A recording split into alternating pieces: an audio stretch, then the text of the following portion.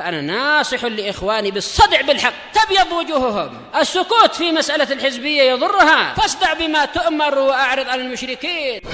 سلامي على دماج ورجالها والشيخ يحيى ودار العلم يا سعد بانيها. الحمد لله رب العالمين والعاقبة للمتقين ولا عدوان إلا على الظالمين. أشهد أن لا إله إلا الله وحده لا شريك له وأشهد أن محمدا عبده ورسوله صلى الله عليه وعلى آله وأصحابه ومن تبعهم بإحسان إلى يوم الدين. أما بعد، ikhwanil kiram rahimani wa rahimakumullah. Pada teman yang lalu kita mengambil beberapa asar tentang syarah dari sebagian para imam tentang beberapa perawi-perawi yang lemah. Dan kemarin kita ambil syarah para imam, di antaranya Syu'bah, demikian pula Sufyan Ats-Tsauri, tentang seorang perawi yang bernama siapa? Hendak Hudzaifah, Abbad Ibnu Katsir. Taib, yang kelemahannya termasuk kelemahan yang keras.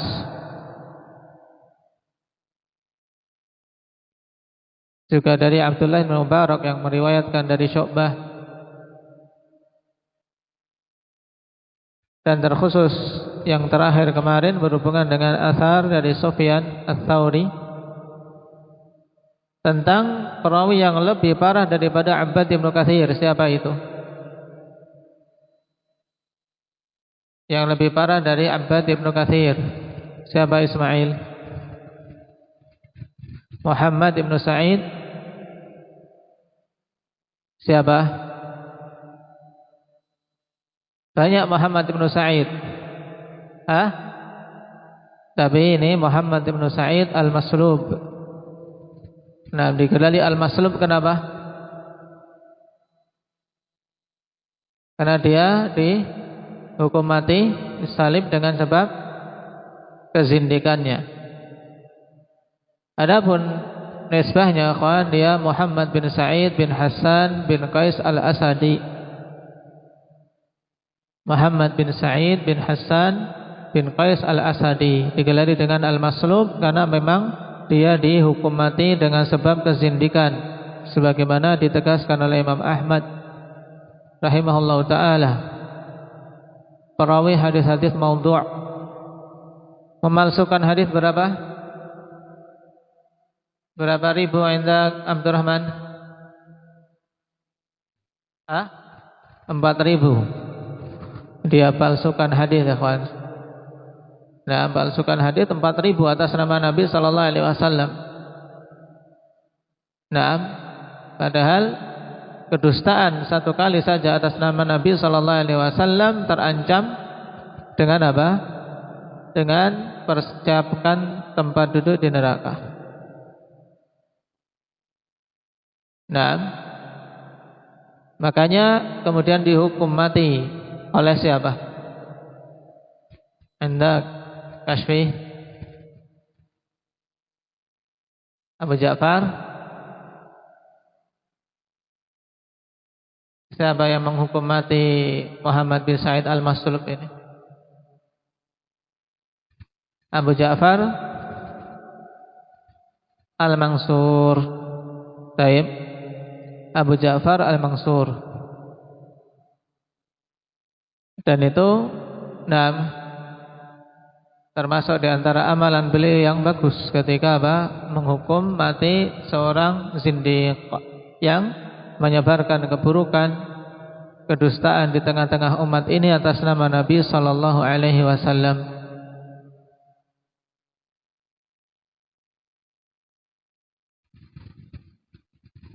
Taib. Sekarang kita masuk pada athar berikutnya.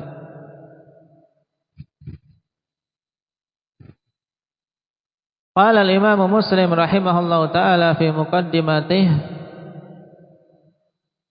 wa haddatsani Muhammad bin Abi Attab qala haddatsani Affan an Muhammad bin Yahya bin Sa'id al-Qattan an abihi qala lam nara as-salihin fi syai'in akdzaba minhum fil hadits. Berarti ini asar dari Imam Yahya bin Sa'id al-Qattan. Adapun perawi sanad akhwanifillah Muhammad bin Abi Attab, beliau al-Baghdadi.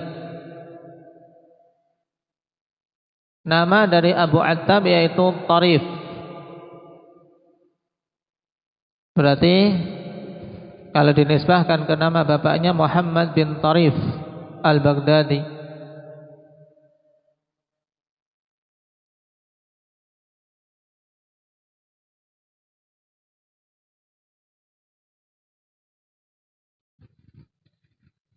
Termasuk perawi yang Imam Muslim bersendirian dari Imam Bukhari rahimahullahu ta'ala. Itu pun Imam Muslim mengeluarkan dalam muqaddimahnya saja.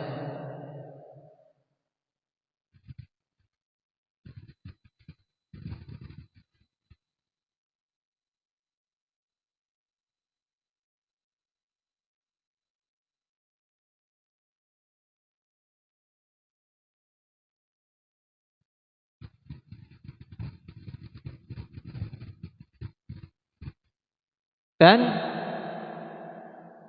di antara penjelasan dari para ulama jarh wa ta'dil, di antaranya perkataan Al-Khatib Al-Baghdadi rahimahullah ketika memperjelas perkataan Yahya bin Ma'in, karena Yahya bin Ma'in mengatakan laisa huwa min ashabil hadits. Muhammad bin Abi Attab ini dikatakan oleh Yahya bin Ma'in laisa huwa min ashabil hadits, dia itu bukan termasuk ashabul hadits.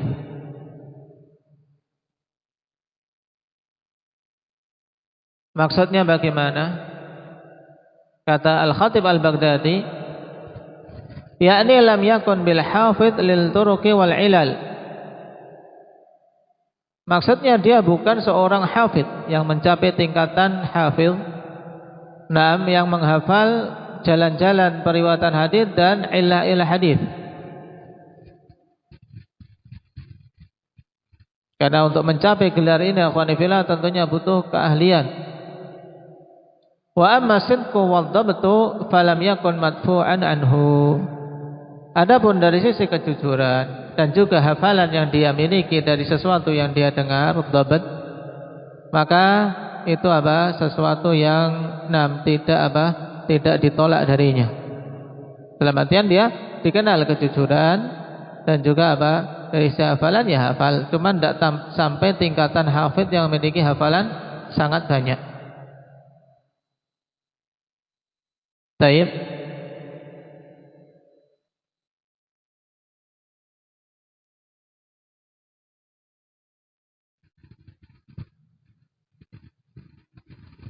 Dan di antara athar berhubungan dengan Muhammad bin Abi Attab ini akhwanifillah yang juga butuh ditambahkan untuk keutamaan seseorang tidak mempelajari ilmu kalam.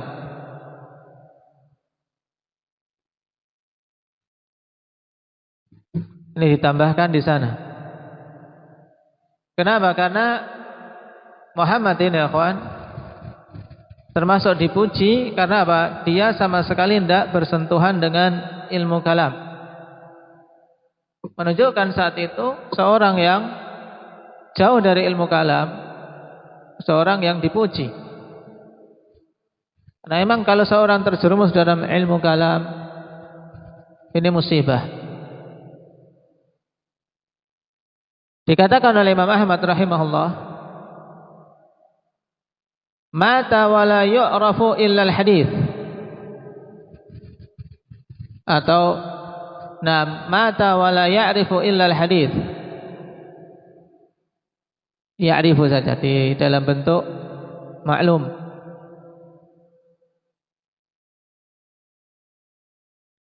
Walam yakun sahiba kalam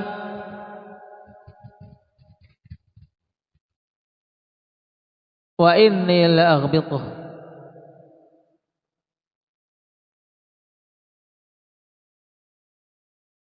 Yaitu ghibtah. Dikatakan Imam Ahmad, beliau mati dalam keadaan tidak mengetahui kecuali hadis. Ini keutamaan. Dan dia bukan termasuk orang yang mempelajari ilmu kalam, dan sungguh aku sangat sangat ghibtah terhadapnya. Dalam artian aku ingin seperti itu. Dalam artian seorang mati tidak mengetahui, tidak mengenal kecuali hadis, tidak tahu ilmu filsafat, tidak tahu ilmu kalam, tidak tahu ilmu nujum, dari ilmu-ilmu yang tidak memberikan kemanfaatan, bahkan memberikan kemudaratan kepada orang yang mempelajarinya. Dan yang seperti ini, akhwani fillah, butuh seorang ghibtah terhadapnya ketika hidup, waktunya, energinya, tenaganya, harta yang dia miliki digunakan untuk apa? Untuk memperjuangkan agama Allah Subhanahu wa taala. Tidak dikenal dengan sesuatu yang buruk. Ini seorang yang butuh untuk kita ghibtah terhadapnya, yaitu merasa ingin seperti itu. Ini makna ghibtah. Pada hal-hal kebaikan. Walam yakun sahiba kalam, dia bukan termasuk ahli ilmu kalam, filsafat, yang menyesatkan.